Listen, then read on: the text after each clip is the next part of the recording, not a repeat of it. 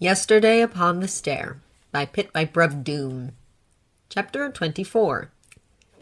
Sometimes, in the dead of night, Izuku finds himself in familiar places. For example, tonight he stands in the USJ and watches the Nomu crush Aizawa into the ground. It's never a question whether or not he dreams in color, because Izuku sees red in them, on Aizawa's face, on the cracked ground beneath him, smeared on the Nomu's hands, on his own hands too. His limbs are locked in place, his chest frozen. He can't even take a breath to scream. Aizawa falls from the Nomu's dark hand like a broken doll. And then there are two of him, and the second blinks at Izuku with blank white eyes. His form is wavering but solid, pale but opaque. Dead, not unconscious. Shigaraki grasps Suyu by the face, and she screams as she falls to ash. Her ghost appears still screaming, twisting, even though she's dead and nothing can hurt her anymore. Shigaraki turns to him then, twitching fingers, reaching and grasping for Izuku's eyes. He shuts them and opens them in the alley. There are ghosts again, and even in his dreams he can count, and the numbers make sense. 17 for the heroes he doesn't know, 18 for Tensei, 19 for Rei, 20...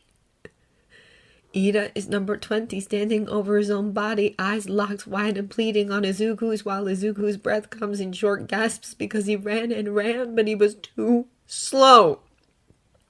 Blades flash in the dark. His blood spills. His limbs lock. He calls for help. It comes out as a whisper, but he calls and calls. Tensei called, but nobody came. Ida called, but Izuku was too slow.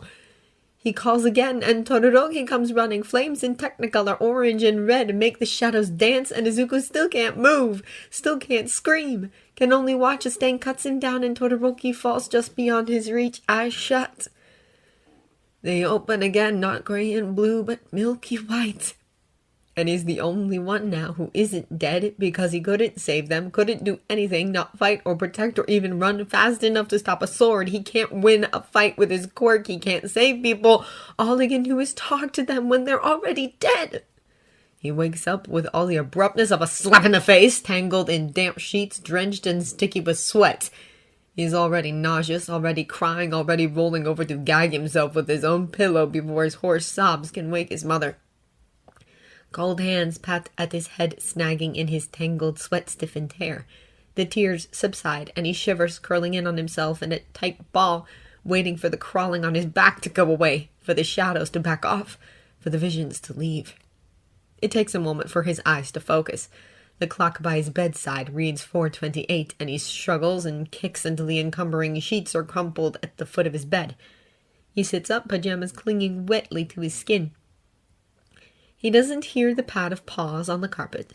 He only realizes Mika is there at all when she leaps into his lap and steps all over his thighs, kneading until the pricking of her claws brings him more fully into wakefulness. Izuku's eyes are still mostly shut as he reaches for her and clutches her against his chest.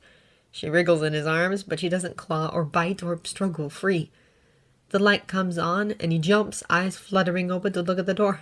"Sorry, Mom," he begins, but his door is barely ajar, and the apartment beyond is quiet, but for the usual background creaking in the walls. Rei hovers by the light switch, dark hair falling over her face. When Izuku focuses on her, her hands move. "Go back to sleep?" "Nope," he rasps. "No, absolutely not. Not going back there." He shuts his eyes again and shakes his head furiously, as if that will jar the memory of Aizawa-sensei's dead face from his mind. He gets a few seconds of blissful blankness before it comes back. Faces crowd in his mind. Aizawa-sensei becomes Ida, becomes Todoroki, becomes Tensei, becomes Sachi, screaming and crying as her mangled hands clutch the wheel of her car with its cut brakes.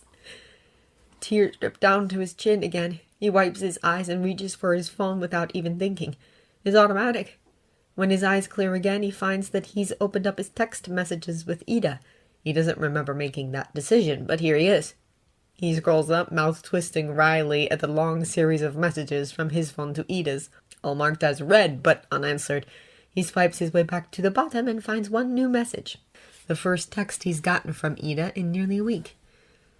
"Ida, you're probably asleep right now. If so, I apologize if I wake you up. If not, then you really should be going to sleep, Midoriya. I hope we can speak more later, but I wanted to say this as soon as possible. Thank you, and I'm sorry, you deserved better from me. Izuku's thumbs move to reply before he thinks better of it. If this means that Ida will be back to replying within 3 minutes of receiving a text message, then he doesn't want to risk waking his friend up. Anything they say to each other on this subject will be better left for a face-to-face conversation. He switches to his text conversation with Todoroki, and his mouth twists into a self-conscious smile when he's greeted with a picture of Mika with his kitschy old All Might headband balanced on her head, and being a very good sport about it. Right, he'd stayed up until nearly 1 in the morning, working off nervous energy by snapping stupid photos of his cat and sending them to Todoroki. He takes a gamble then and sends another message. Hey, so, let me know when your injuries are better? Once they are, we can spar again. After what happened with Stain, it'd be good to get in some extra practice. He ponders those messages for a while, before deciding that there's not much more he can add. There's no icon or indication that Todoroki is replying, or even that he's read the messages, so Izuku sighs with relief. Todoroki's still asleep, and Izuku hasn't woken him. The bed dips a little when Rei bounces onto it to sit by him. She settles into his lap, craning her neck to see the screen of his phone. The tip of her tongue pokes out of her mouth, and she makes a grab for it. Izuku barely pulls it out of her reach. Hey, come on! Rei makes grabbing motions, and in spite of the lingering nightmares, Izuku manages a smile. Okay, let me just pick something more interesting. Rei fidgets impatiently, and he brings up his YouTube app. Weariness pulls at him, promising punishment and regret once the day comes. But the thought of sleep makes him feel physically ill, and he's no stranger to poor rest, so he settles down with a ghost and a cat vying for the most comfortable spot in his lap, and watches Vine compilations and baby goat videos until the sun rises. Araka Ochaco is not stupid. Some people might look at her, take in her bright smile and her cheery disposition, maybe even overhear some of the conversations she has with Kirishima when they're both riled up and excited, and leap to the airhead conclusion without stopping to think. It's irritating at best, even if being underestimated can be useful once in a while. It has nothing to do with grades or intelligence, or how fast she can write a 3-page essay on the history of quirk politics. It has everything to do with having eyes and ears and a halfway decent memory, and the ability to use those things in conjunction with one another.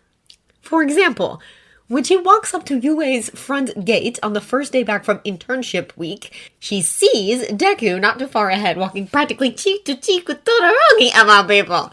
As she trots a little to catch up, she gets close enough to hear them chatting, and even catches the last bit of whatever Todoroki is saying. And you look terrible right now, even worse than usual. Look me in the eye and tell me you've been sleeping like a baby after that, Deku retorts. Fair enough. And she remembers that the last time she saw them interacting in any way was when they may or may not have tried to kill each other at the sports festival. She also remembers that Todoroki does a lot of things, but she's never seen him chat with anyone or heard him ask after anyone's well-being. He's not mean, per se, especially compared to Bakugo, but he's standoffish and doesn't really talk to anyone, and he said he wasn't there to make friends in front of basically the entire class, so oh well, she's certainly not going to find anything out by standing all the way back here. Ochaco is not stupid, and neither is she shy, so she trots to catch up with an easy spring in her step and a right, "Morning, Deku!" In just a few places, she's side by side with Deku as he turns to look, and okay, she definitely sees what Todoroki was talking about. "Whoa, Deku! You look a little rough," she blurts, and if Ida were here, then he'd definitely chide her for being tactless. But what else can she say? There are fading bruises on his face, he has a half-healed split lip, and well, come to think of it, she's never seen him without dark circles under his eyes, but they look even worse than usual this morning. And if he looks bad enough that even Todoroki is commenting on it. "How was your week?" Deku asks. "It was pretty cool, but come on, what about your week?" Is Deku scatterbrained because of obvious sleep deprivation, or is he purposely changing the subject? "I saw the news, Deku. Everybody saw the news. I mean the hero killer." She could try to ease into it, but she's been sitting on this question since they last spoke over the phone, and needless to say, she's a bit impatient. It's all she can do to keep her punching the air in agitation. You're really lucky Endeavor showed up when he did because... She can't think of a proper way to finish that sentence. I mean, what was that even like? How did that even happen? Oh!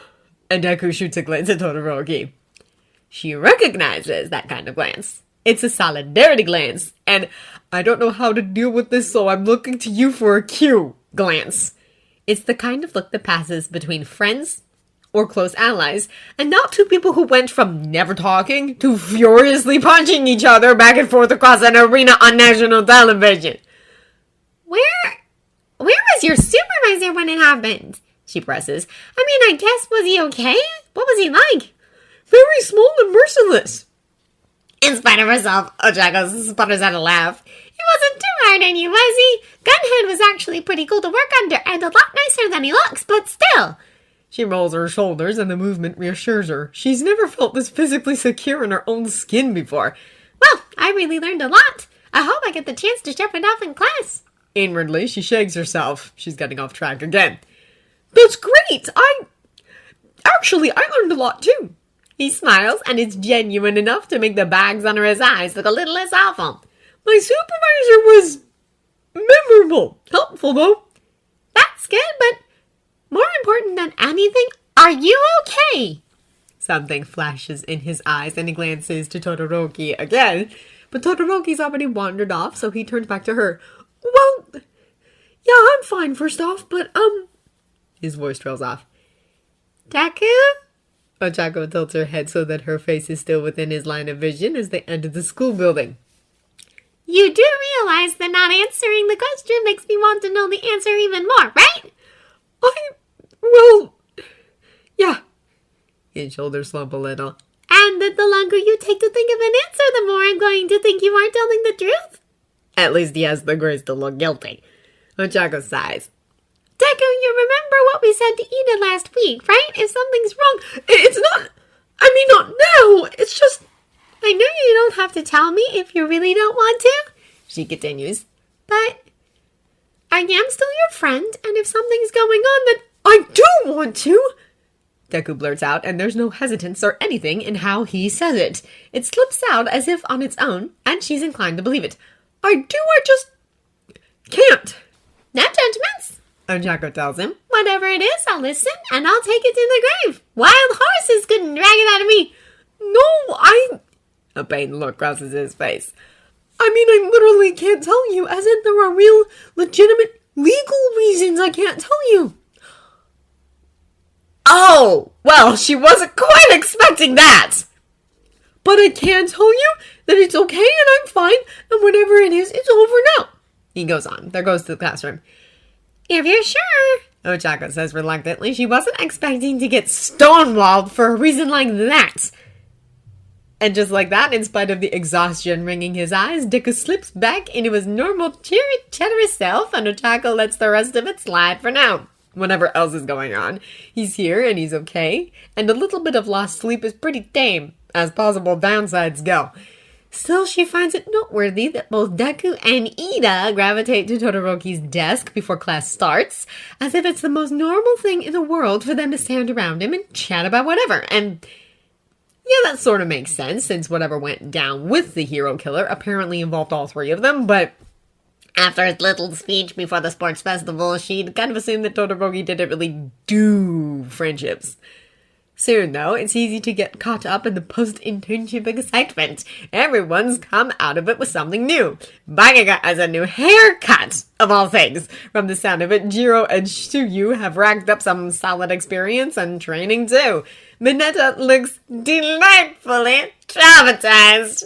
Ochaco thinks back to her own training, the throws and maneuvers now drilled solidly into her head, and can't help but throw herself back into that combat mindset, and throw a few jabs as well. The trio in the back are soon the talk of the class, though. As it turns out, she isn't the only one with questions. The moment Deku, Ina, and Todoroki are all in the same place, their classmates are practically mobbing them for details. Ochaco winces a little when she sees it. If she'd realized that everyone would be pumping them for information, she might have eased up earlier. She looks anxiously to Deku, eyeing the sullen look on his face. He isn't putting on a cheery mask like he did with her. Did you guys watch that Villa with the Hero Killer though? Kaminari pipes up. Where he was giving that speech before they took him in? I don't know what it was about him, but it was kind of badass, right? Am I the only one who thought that? Ochaco grinds her teeth and looks to Ida. Her friend's face looks like stone. Not really. It's not Ida who says that. If Ida's face is stone, then the look in Deku's eyes is positively molten. He had that conviction though, right? Kaminari goes on, though the grin on his face is faltering. Like he's got this one-trick mind about his ideas or whatever. That's just my take on me. I think... Deku's face softens back to sullen. I think having a message is fine, but if the only way to send it is by killing people, then you don't have anything worth saying. Well, yeah, but read the friend Kaminari! Ochaco blurts out, and he finally jolts in his seat and seems to remember that Ina is there. Oh, right. Kaminari looks positively mortified. Sorry, Ina.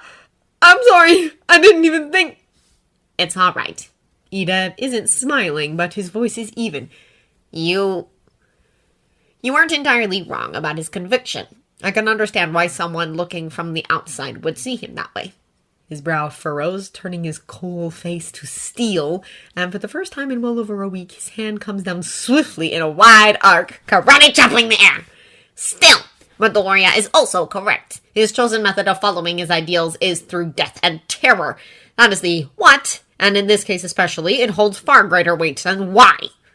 Ochaco knows she isn't imagining it when Deku stands a little straighter. As future heroes, we have a responsibility to be conscious of our actions and of their potential implications and consequences regardless of the reasons behind them. Ina continues, and there isn't an eye in the room that isn't on him. And I intend to set an example in that respect. Now, class is almost upon us, so everyone, to your seats! Their classmates shuffle to comply, and Ochaco feels a sort of relief settle in the room.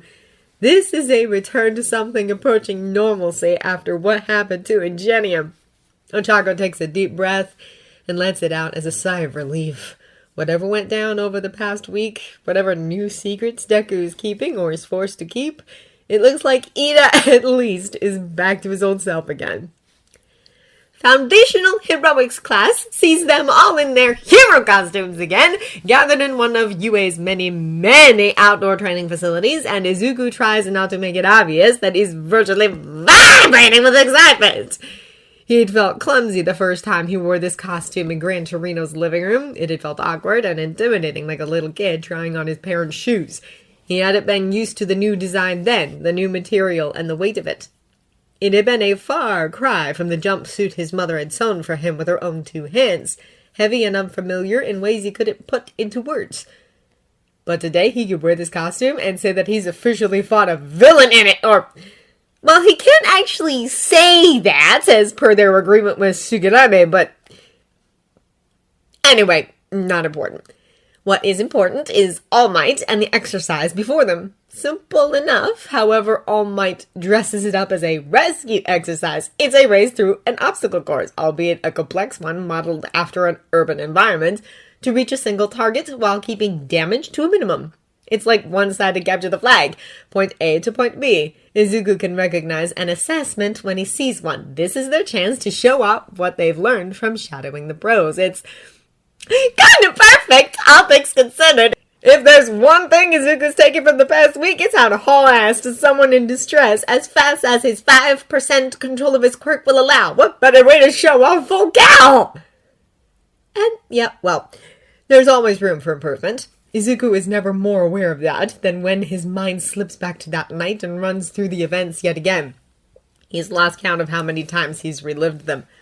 Hindsight has dulled the pride and relief, and with each slow-motion mental replay, he finds more and more mistakes.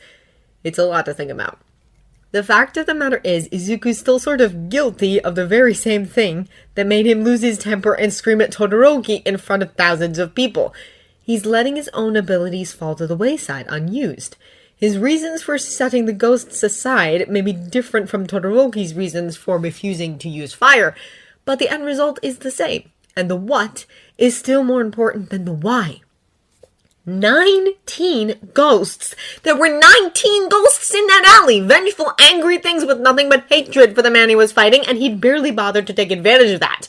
For all intents and purposes, Stain had been laughably outnumbered and utterly unaware of the fact. The next villain might not, probably definitely won't, bother playing nice or talking politics. Their hero killer was a wake-up call. If he wants to live long enough to be a hero, then he's going to have to use what assets he has. He's going to have to use the allies that he has. There's barely enough time to throw together a strategy, and the one he lands on is dead simple. Ray, could I ask a favor? His lips barely move as he speaks, and he edges away from his nearest classmates. They'll hear him talking, but he's already well established as a mumbler. His friends' eyes are on him, wide and eager. I need an extra set of eyes, and you're fast, so just when I start, go ahead of me, find places to touch down, handholds, quick paths. Warn me about hazards. He gives her a hopeful look. Can you do that? The vigorous nodding is encouraging. As luck would have it, he's in the first group. He, Ashido, Sero, Ojiro, and Ina, sans costume says his is undergoing repairs, line up at the edge of the building they're gathered on. He hears whispers from his classmates. Midoriya is probably at a disadvantage. You never know, Jiro says. His abilities are kind of hard to nail down, you know? True, Yaoyorozu replies. But he always injures himself when he uses them, so it's difficult to say. Starting group, take your positions! Rei vanishes from his side. She reappears not far ahead, hovering at the other side of the gap between this platform and the next. The first leap is the simplest. Beyond that is a twisting urban maze of piping, rails, walls, and rooftops. A free runner's dream come true! Izuku lets out the breath he's been holding, waits for the signal, and hopes that Rei won't let him fall. It might have been kinder to give young Midoriya a few rounds to watch before having him race. The boy is excellent with analysis, after all. But he won't always have time to sit a while and think, especially when he's so determined to charge into danger. Better to encourage him to think on his feet. Behind his smile, Toshinori swallows his worries. Gran Torino is a formidable teacher, but he did only have 1 week to work with. He can only hope it was enough. Well, he's about to find out, isn't he? Start! Young Sero predictably snags an early lead, and there's a blur of green! Dark green fabric lit up with sparks like lightning coiled around agile limbs. Midoriya shoots past Sero like an arrow from a bow, overtaking him as he bounds over rooftops and leaps from foothold to foothold. A hush falls over the watching students, and within it, in the distance, comes a familiar voice. Woohoo! He's never heard that sound from a student before. It's all Toshinori can do to keep from laughing aloud. Kirishima is the first to break the shocked silence. Look at him go! Is that even the same quirk?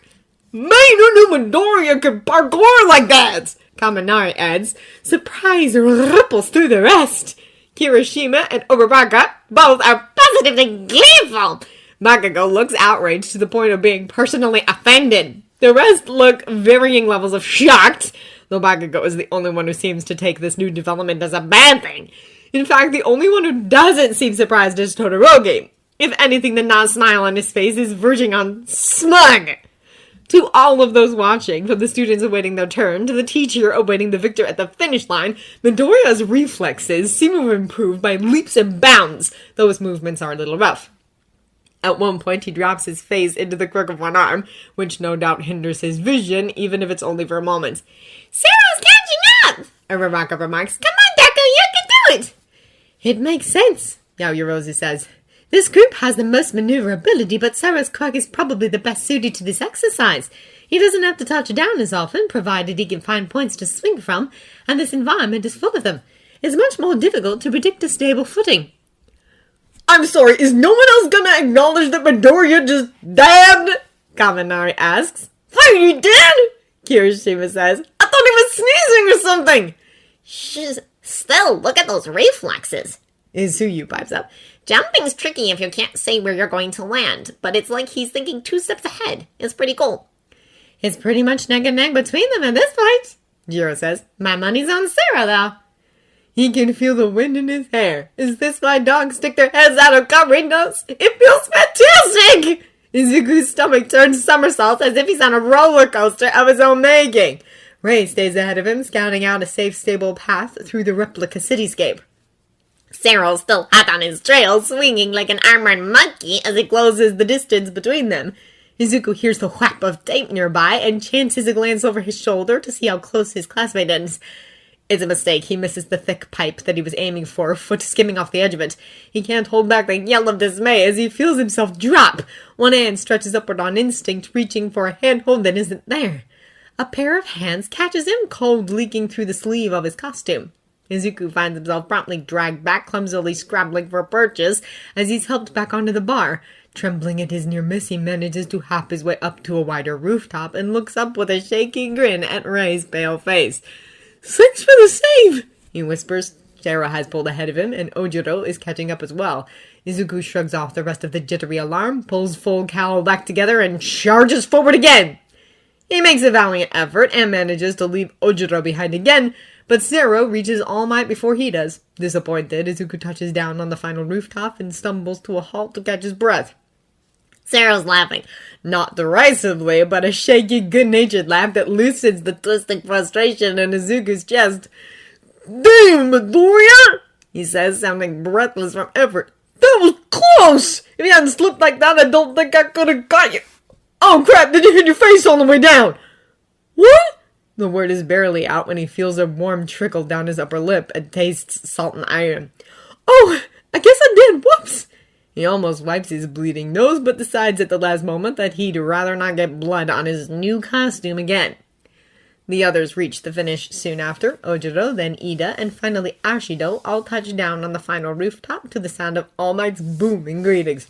"You've all done well," he tells them. "Young Zero may have placed first, but I can see that all of you have made progress both in physical ability and the application of your quirks. Well done! Keep at it and you'll all do well in the end-of-term exams." Izuku feels his stomach drop, and the glow of All Might's praise sours as it lands on him. In all the recent flurry of events and excitement, it had slipped his mind that the term is ending and exams are only weeks away. Ida takes one look at them and promptly flies off the handle in appropriate Ida fashion. "I turn around and you're bleeding again," he remarks the moment All Might is finished speaking. "Midoriya, out!" "Slipped," Midori says. "Anyone have a tissue?" As it turns out, All Might has tissues. They're imprinted with tiny rabbit shapes. As his teacher moves closer to press one into Izuku's hands, his voice barely reaches Izuku's ears. "Your progress in 1 week is remarkable, my boy," he murmurs. His back is to the others. "I almost didn't recognize you." Izuku hides his smile by pressing the tissue to his bleeding nose. All Might isn't done. "When this lesson is over, come see me in the teacher's lounge," he says. "We need to talk." For a moment, Izuku meets Miss Shimura's eyes over All Might's shoulder. She gives him a soft smile, glowing with quiet pride. "It's time I told you 2 things about One for All." It's probably yet another sign of Toshinori's ill fit in the teacher role, that he would rather fight armies of villains with one hand behind his back than have this conversation.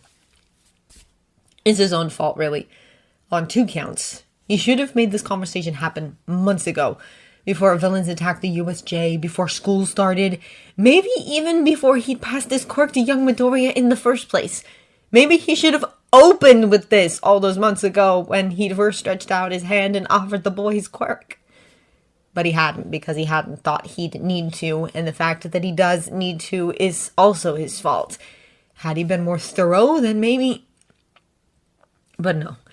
Toshinori is afraid. He is afraid of having this conversation because young Midoriya has formed a habit of exceeding his expectations, and today's exercise left him bursting with pride and hope. But this, more than anything, this conversation might end up being a deal breaker.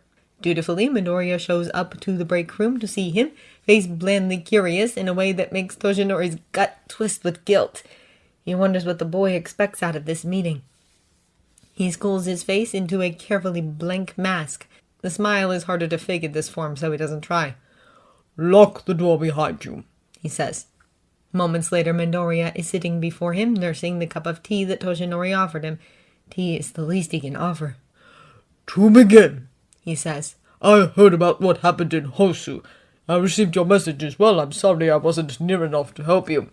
Midoriya jumps. Well, no, that's all right. I didn't expect you to. It turned out fine. It was touch and go for a while, but it was nice getting out of it without shattering something like I usually do. He wrings his right hand. It's a step up from last time, and the time before that, and all the times, pretty much. You found a way to harness one for all more efficiently. This time the smile comes more easily. I saw how you moved today. Your control is coming along, and your reflexes are excellent. Midoriya coughs a little and takes a sip of tea. Right, yeah. I've been working on that, he mumbles. Something did occur to me, though, about Stair. He ingested some of your blood, did he not? Is that a problem? Not as such. Toshinori shakes his head. Do you remember what I told you when I first passed one for all to you? Midoriya answers with an eerily accurate imitation of himself. No, eat this! The boy replies. And that's uncanny. Toshinori almost chokes on his own tea. Not quite what I meant, he says. Well, that's the part that stuck with me, Midoriya answers. That was... Does that take practice? Midoriya's face colors slightly, and all of a sudden he seems supremely interested in his tea. Maybe... Oh, well, anyway, I was referring to what I said about one for all. Toshinori continues. And how it passes through DNA. He pushes on before Midoriya can reply. I wasn't sure if you'd be worried since they drank your blood. It can only be passed on intentionally. It cannot be taken forcibly or accidentally. I didn't even think of that, Midoriya admits. So, I guess that means I wasn't really worried about it. Good. Toshinori hesitates, trying not to chew on his own tongue. Was that what you wanted to tell me about One For All? Midoriya asks. His eyes are on Toshinori, wide and expectant, like he knows that the answer is no. No. I'm sure you've been wondering how such a power came to be. He can do this, he just has to ease into it. Tell it to him, like how Nana told you. Its origins lie in the very beginning of Quirk society, when powers first began to emerge. He glances at his student. You're familiar with the history, I'm sure. I know that Quirks basically threw everything into chaos for a while, Midoriya replies hesitantly. Back when being quirkless was the norm and humanity started to gain these powers, people were scared, and there was a lot of social upheaval, and it I guess everything else sort of ground to a halt while people dealt with that. He shrugs. I read some famous quote that said we'd have reached interstellar travel by now if it hadn't been for quirks. Toshinori nods. Correct. And unfortunately, it is in times of great upheaval that a certain type of person finds opportunities to gain power. His student falls quiet, watching him. In that time, there was a man who was born with a unique ability to steal the powers of those around him. Take them by force, either to keep or to give away as he saw fit. Unfortunately, most humans he granted powers can't handle the strain of multiple quirks, and it destroys them from the inside. They might still be physically healthy, but their minds don't survive. He pauses. Perhaps this sounds familiar to you? Nomu, Midoriya murmurs. Got it in one. Toshinori sighs. He used this power to raise armies of mindlessly loyal henchmen, or to remove threats, and before long he ended up ruling Japan's criminal underworld. At some point he must have gained a quirk that stopped him from aging in order to prolong his own reign. I don't know his name. I doubt anyone does anymore aside from him. He's only known by the name of his quirk. All for One. The title still tastes foul on his tongue. Midoriya doesn't reply, aside from a slight shudder. But he had a younger brother, weak, frail, and seemingly quirkless, who opposed him. Eventually, All for One used his power to grant him a quirk, though I don't know why. Perhaps to subjugate him as well, or out of some sense of pity or familial loyalty. At this, Midoriya sits up straight. A brother? Yes, one who he granted a quirk that stockpiles physical power, and unbeknownst to either of them before that point, the brother did have a quirk all along, just one that hadn't made itself known. An invisible quirk, Midoriya says, leaning forward. Toshinori raises his eyebrows. So, you've heard of them? One of the doctors my mom talked to thought I might have one back when I was little, the boy answers. What was it, his original quirk, I mean? Simply a power that allowed itself to be passed along from person to person. Toshinori takes a deep breath. Which I'm sure also sounds familiar. And so the two quirks combined within him, forming... All for one!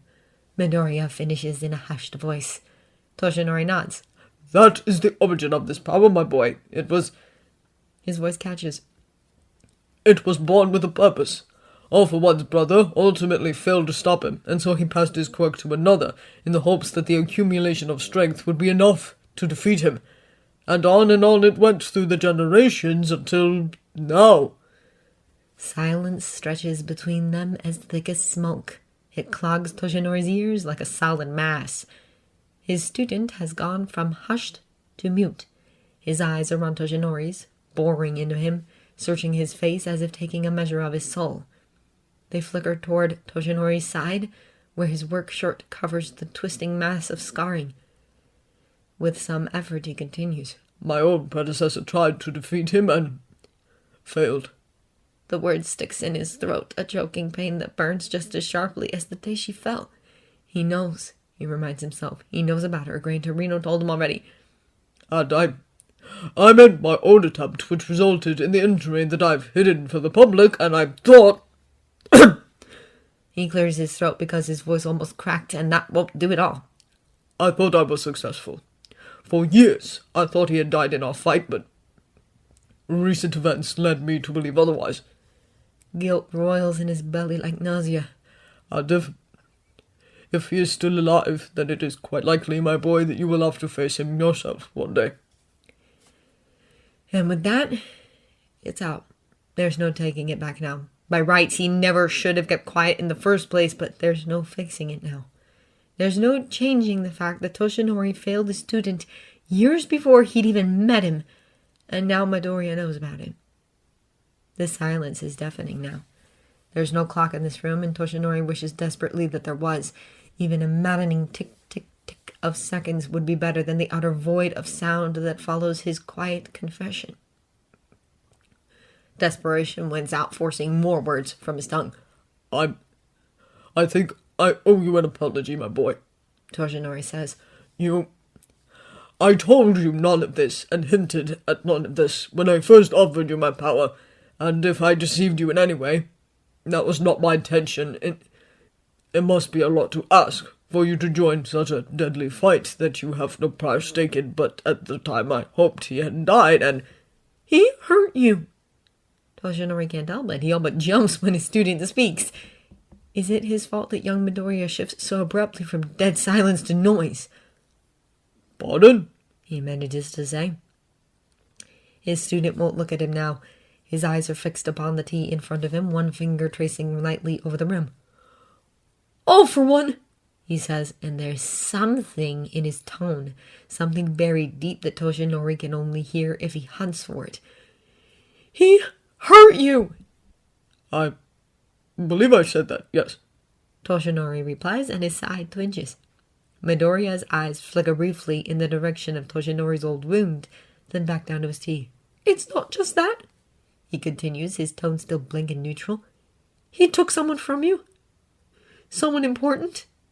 Up come the eyes again, meeting Toshinori's only for a moment.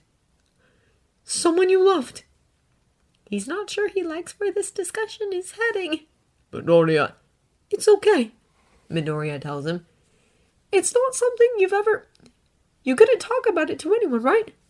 And now it still feels wrong to try, even though by rights you should be able to. There is little Toshinori can think to say to that, except... Well, yes, I suppose. Midoriya nods. I'm not trying to dig for more information about that. You don't have to talk about her yet if you don't want to.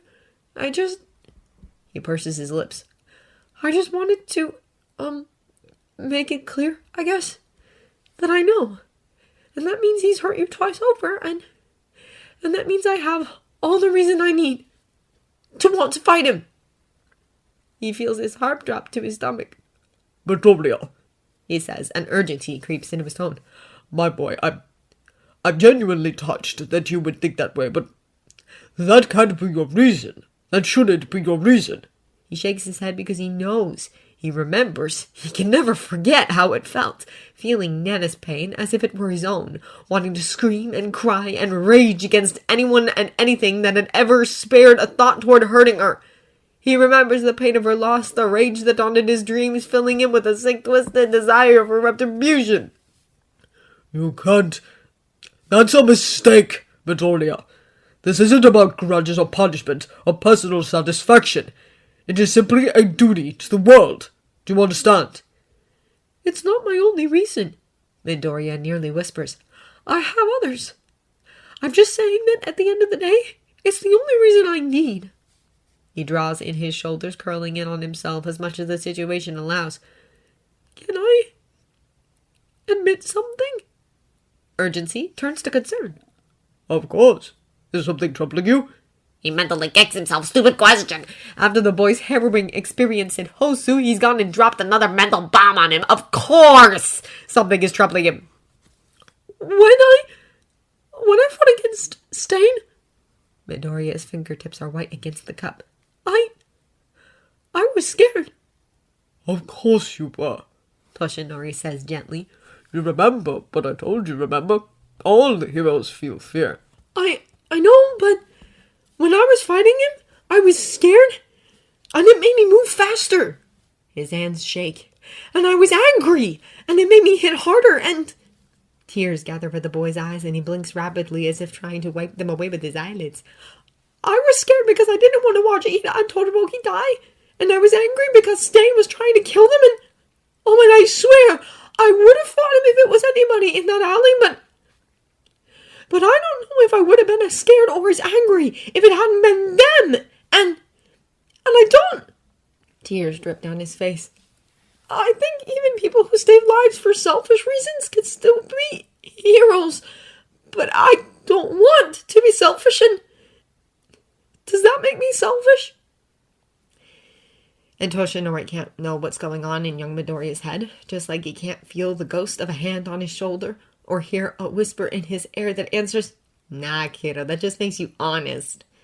His student finally releases the cup from his white-knuckled hands, and Toshinori sees them fidget and ring strangely in Midoriya's lap. So all he says in the end is, At the moment, my boy, you have my permission to be selfish. Watery green eyes meet his again, wide with shock. From the moment I met you, young Midoriya, you've been an absolute pillar of selflessness. From charging into danger for the sake of someone whom you didn't get along with, to sacrificing your own advancement for, well, the sake of someone whom you didn't get along with. It's quite inspiring, my boy, but it must be exhausting. Midoriya's neck sniffle sounds encouragingly close to a quiet chuckle, and he lifts his arm to wipe his eyes. A little. Yes, well, Toshinori coughs awkwardly into his sleeve. If your version of selflessness is, I will fight extra hard to protect those close to me, then I'd say there are worse ways to be selfish. And you are still a student, my boy. You're learning. No one is born with the perfect mindset for a symbol of peace. It will come with time and experience and training. So, please, he tries to smile, learn to forgive yourself, won't you? After a moment of thought, his student manages a shaky little grin in return. Oh, I'll try. Good.